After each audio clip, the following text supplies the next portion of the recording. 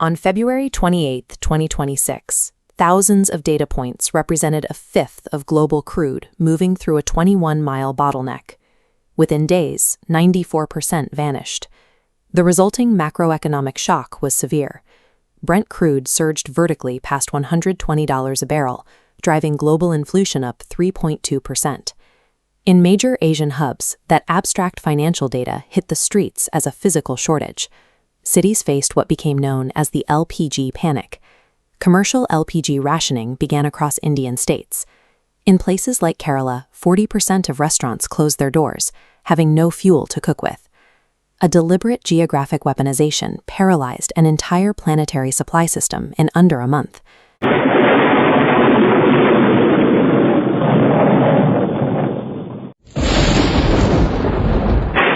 On March 1st, the Marshall Islands-flagged oil tanker MKD Viam was making a standard transit.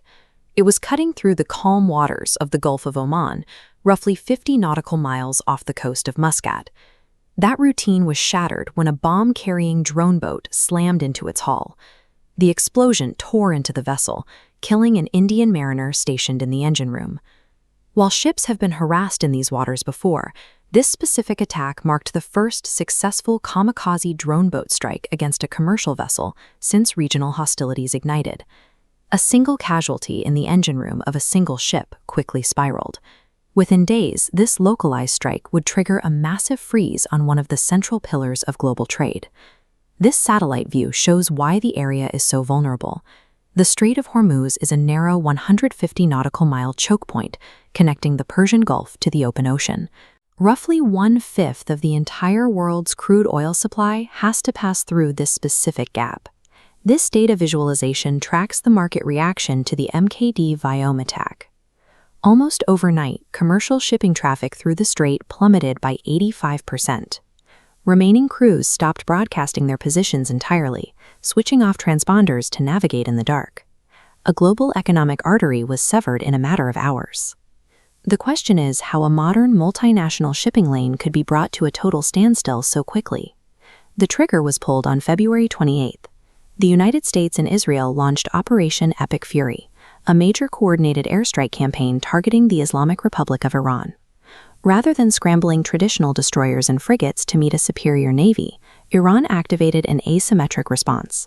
They relied on small, highly mobile fast attack craft and unconventional naval units.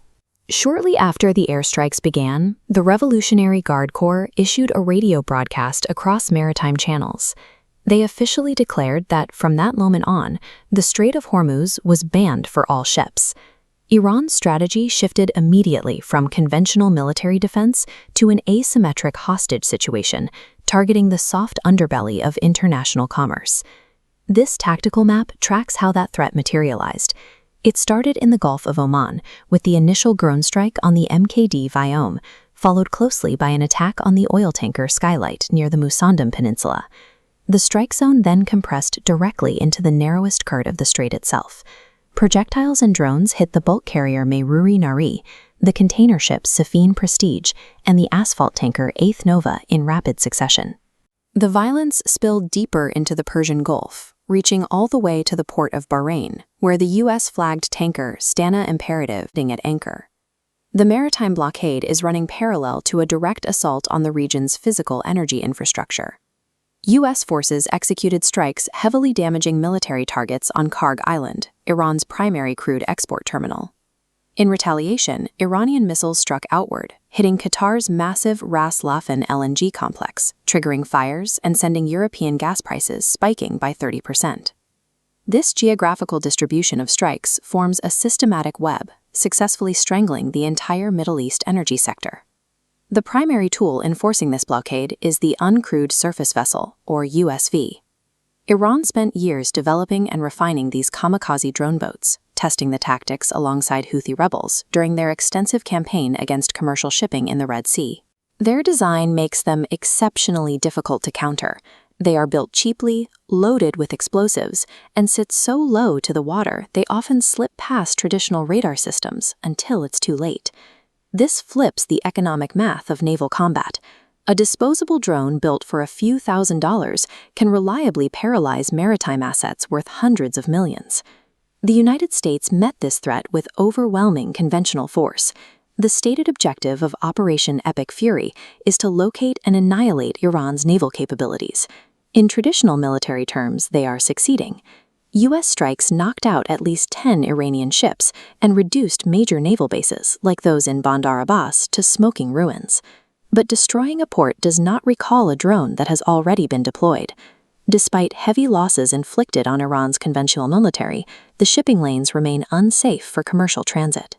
The physical geography of the Strait of Hormuz remains fixed, yet the technological reality of naval dominance has permanently shifted. Holding the global economy hostage no longer requires a world-class multi-billion-dollar navy, only a decentralized fleet of deadly, uncrewed drones.